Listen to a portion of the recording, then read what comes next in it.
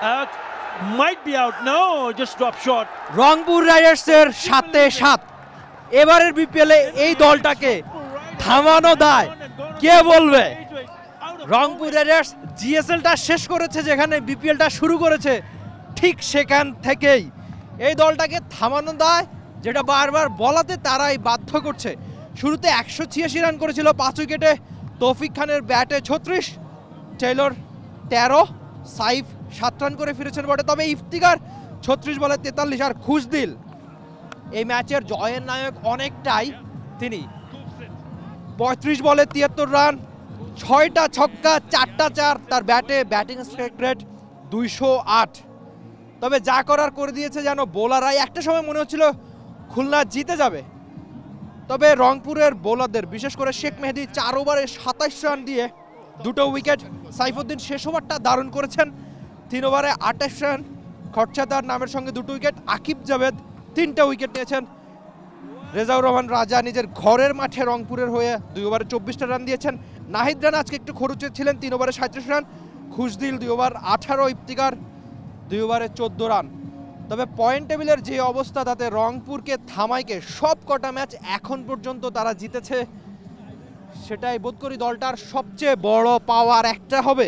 কেননা এর আগে আমরা দেখেছিলাম যে বিপিএলের আগে যে টুর্নামেন্টটা ছিল গ্লোবাল সুপার লিগ, সেই টুর্নামেন্টটা তারা জিতেছিল ঠিক সে যেখান থেকে তারা গ্লোবাল সুপার লিগটা শেষ করেছিল সেখান থেকে যেন শুরু করলো রংপুর রাইডার্স সব কটা ম্যাচ।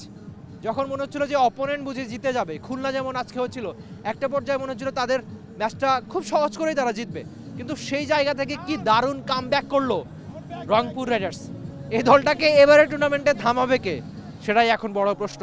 বরিশালের সঙ্গে যে ম্যাচটা তারা দারুণভাবে জিতেছিল, শেষ ওভারে 25 রানের বেশি সমীকরণ, সেখানে নুরুল হাসান সোহান করেছিলেন 30 রানের একটা বিধ্বংসী ইনিংস। আর আজকে শেষ ওভারে যখন রান খুব বেশি ছিল না, কিন্তু একটা পর্যায়ে মনে হচ্ছিল খুলনা ম্যাচটা বুঝি বেশ সহজে জিতবে, তবে সেই সহজ ম্যাচ কঠিন করে আবারও জয়ী দলের নাম রংপুর রাইডার্স। এবারের বিপিএলটা কে জিতবে সেটা অনেকটা পরের পথ, তবে আপাতত নিজেদের সেরা ফর্মে রয়েছে রংপুর রাইডার্স।